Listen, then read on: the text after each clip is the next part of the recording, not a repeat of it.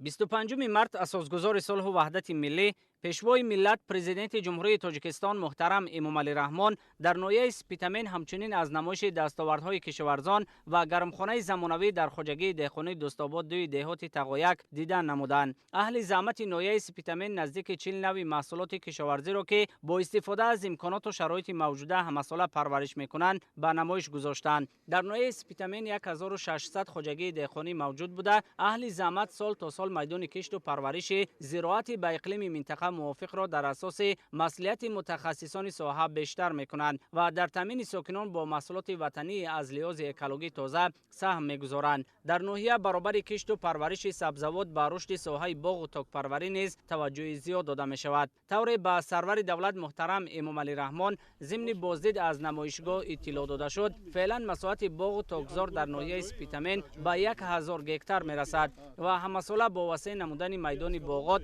حجم استحصال میوه‌های لذیذ و شهدبار وطنی را خواجگیداران افزون میکنند. جهت تطبیق دستور سپارش‌های اساسگذار صلح و وحدت ملی پیشوای ملت پرزیدنت جمهوری تاجیکستان محترم امومالی رحمان بابت استفاده ثمرناک هر وجب زمین‌های کشاورزی و گردش کشاورزی وارد نمودن زمین‌های پرتاب و در کشاورزی استفاده نشونده امروز در ناحیه سپیتمین یک قطار کارهای نظارت به سامان رسانیده شده. مرحله به مرحله تمام نمود زراعت هایی که به اقلیم و شرایط و خاک انمی ناحیه مطابق است کشت کرده شده حاصلناکی آنها تدریجاً بلند گردیده ایستادند.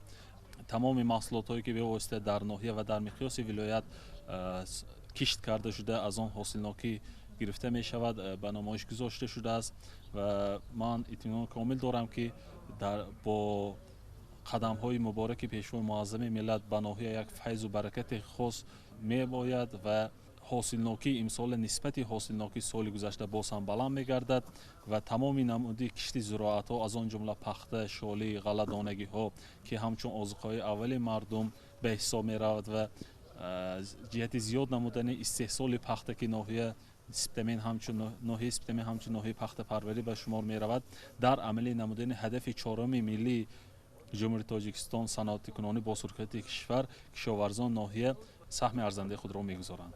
پرورش سبزوات در گرمخانه ها نیز یکی از سمت‌های فعالیت پرثمر کشاورزان در ناحیه سپیتمین بوده. این روند با استفاده از تجربه پیشقدم و جاری نمودن اصول‌های معاصر در استحصالات از جانب خواجگیداران عملی کرده می شود. ضمن بازدید پیشوای ملت پرزیدنت مملکت محترم امومالی رحمان از گرمخانه زمانوی در خواجگی دهخانه دوستاباد دو اطلاع دادند که در ناحیه 11 عدد گرمخانه دائم و عمل کننده در مساحت 3 هکتار موجود می باشد.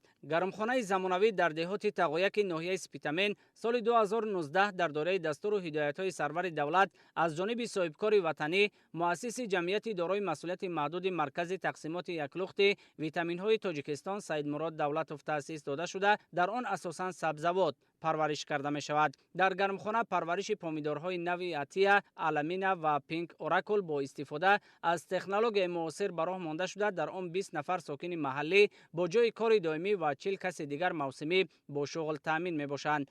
با برابری دانشجو بودنم در گرمخانه اینواسیونی کار کرده ایستادم. من میnnتداری خود را به پیشوای معظم ملت محترم پرزیدنت جمهوری تاجیکستان امومالی رحمان میرسانم که ما زنان و دختران را با جای کار تامین نمودند. در روزهای استراحت نیز آمده در گرمخانه اینواسیونی کار میکنم و از این من از پیشوای معظم ملت پرزیدنت جمهوری تاجیکستان محترم امومالی رحمان میnnتداری خود را میرسانم که ما دختران بانوان را با این گونه جای کار تامین نمودند. در گرمخانه در مرحله اول در 1 هکتار 26000 کوچت پامیدار شنانیده شده 60 تن محصولات جمع‌آوری و پیشنهاد بازار استعمالی گردیده بود. اکنون سال روان با استفاده از تجربه سال گذشته و تحریزی نقشه‌های نو با انتخاب تخمی‌های سرحاصل در نظر است که تا 100 تن حاصل رویانیده شود. حاصلناکی میانه از نوهای نو نهالان پامیداری در گرمخانه شنانیده شده به حساب میانه 2.3 کیلوگرم می باشد. مهلت نشونمای نهالان پامیدار نوهای نو در گرمخانه از 60 تا 120 روز را در بر میگیرد و اساساً برای صادرات پیش بینی گردیدند. در اینجا تجربه معاصر عالمان وطنی و عالمان جهانی در اینجا جاری کرده شده است. نوهایی که ما پرورش کرده ایستادیم از جهت حاصلناکی نسبت به نوهای وجود داشته бартарӣ дорад, яъне ки ба касалиҳо тобовар ҳастанд, ҳосилноки бениҳоят баланд доранд. Инчунин барои навҳое ки дар инҷо мо парвариш мекунем барои содиротӣ аст, яъне ки сифати онҳо дар бозори ҷаҳонӣ ё ки дар бозори ватанӣ низ арзиши баланд дорад. дар инҷо нақшаи шинондани ниҳолҳо дар як 50 ҳаст ва миқдори умумии ниҳолҳо дар инҷо 21400 донаро ташкил мекунад. барои ба даст овардани ҳосили аз ҷиҳати экологӣ тоза мо танҳо ғизои аз ҷиҳати яъне ки порӯи маҳаллӣ ва макроэлементҳое ки тезҳалшаванда ва дар худи таркиби маҳсулот боқӣ намемонанд онҳоро истифода мекунем. инчунин бар зидди ҳашаротҳои зараррасон ва касалиҳо фақат усули биологиро истифода мекунем ки усули биологӣ ва механикиро истифода мекунем ки яъне ки маҳсулоте ки мо ба даст мебиёрем аз ҷиҳати экологӣ тоза мебошад ва инро таъмин карда метавонад. سرور دولت محترم امомали رحمون ضمن شناسایی با جران نشأونما و پرورش نهالان پامیدار در گرمخانه با مسئولان برای توجه و افضلیت زیاد دادن به نوهای سرحاصل و صادراتی آن مصلحت‌های سودمند دادند. نگاهبین و پرورش نهالان پامیدار در گرمخانه با اصول زمانوی براه مانده شده برای آبدهی و غذادهی زراعت از اصول قطرگی کار گرفته می شود. در گرمخانه با مقصد استحصال محصولات از جهت اکولوژی تازه و با صفت و بی ضرر های قپنده و روشنایی دهنده برای حشرات ضرررسان گذاشته شده است که این تجربه نخستین در مملکت می باشد. همچنین دامهای فراماندار برای حشرات نرینه در قطار نهالان پامیدار گذاشته شده است و این اصول برای به طور آسان نصب کردن آنها مساعدت می نماید. اثنای شناسایی پرزیدنت مملکت محترم امomali رحمان با رفت نشأونمای پامیدار در گرمخانه اطلاع داده شد که برای گردآلودکنی گلهای پامیدار زنبورهای مخصوص از نیدرلند وارد کرده شده است که این تدبیر بهره با صفت و به ضرر به دست آوردن حاصل کمک میکند. گرمخانه با انگشت گرم کرده می شود و طلبات به این نمود سوزشواری 1 تن در یک روز و در ایام نسبتا سرد زیاده از 2 تن را تشکیل می‌دهد.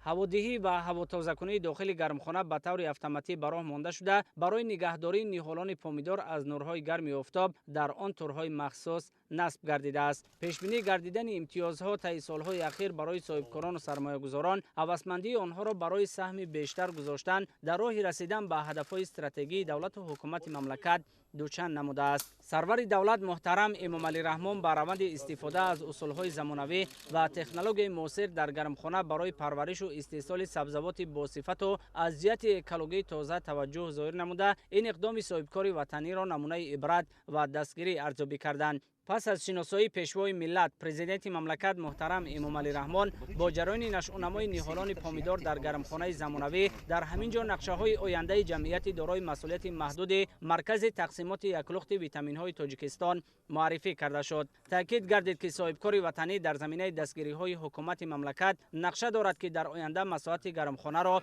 تا 10 گکتار رساند و برای نگهداری محصولات سردخانه بنیاد نماید. در همین زمینه بنیاد کارخانه خشت به نقشه گرفته شده است که برابر راه اندازی استحصال محصولات ساختمانی از آن برای تامین کردن گرمخانه با گرمی استفاده کرده می شود. همچنین ساخته به استفاده دادن کارگاه بندوبست و کارکرد محصولات کشاورزی به نقشه گرفته شده است. مقصد اساسی ما برای دستگیری دهقان است که همین دهقان محصولاتی که میکند همین دهقان با همین محصولاتش بازار سازه. من با همین مقصد در همین تاجیکستان همین خیلی سرمایه گذاری کرده کارخانه کشوده استودیم. مقصد اساسی من تکنولوژی های نو آوردن، چیزهای نو آوردن، ساختن، نشون دادن، بعد به همین مقصد بسیارتر خلق ما نشون داده، یاد دادن، آموزاندن. نرخی همین استحصالات خود همین سبزیجات پس به فراوردن، پامیدور، بادرینگ، من این بلگارسک، من این چیزا پایین به فراوردن. دستگیری حکومت با ما خیلی خوب است. 3 سال پیش از این یا 2 سال پیش از این گوش کردم برآمد محترم پرزیدنت ما گفتن که با مناسبت 30 سالگی وطن ما آبادی کنید. منم آرزو میکنم که یک وطنم با کم باشه که حصه گذاری کنم. با همین مقصد است اومدم چیزا کرده استودیم. پرزیدنت مملکت محترم امomali رحمون ضمن صحبت با کشاورزان و اهل زحمت ناحیه سپیتامین با آنها برای باز هم زیاد کردن مساحت گرمخانه ها، افزون نمودن استحصال محصولات کشاورزی، استفاده پرثمر زمین‌های کارم و با این را سهم گذاشتن در تامین امنیت عضوقواری دستور و هدایت‌های سودمند دادند. تاکید کردن به مورد است که در ناحیه سپیتامین در برابر ساخته به استفاده دادن انشاءات گوناگون خدمت‌رسانی بنیاد ایجاد باغ‌های نو و وسعت کارهای کشاورزی در دوره آمادگی‌ها به 30 سالگی استقلالیت دولتی جمهوری تاجیکستان و سالهای رشد دهات سیاحی و هنرهای مردمی با تعمیر و نوسازی راه‌های محلی نیز توجه خاصه داده می‌شود. اینک با دستگیری از سیاست سازنده دولت و حکومت جمهوری تاجیکستان راه بین دهه‌های آذریان و شوکت در مسافه 2.5 کیلومتر منفرش کرده شد. این تدبیر برابر تامین حرکت واسطه‌های نقلیات برای انتقال مال و محصولات کشاورزی نیز مساعدت جدی می‌کند.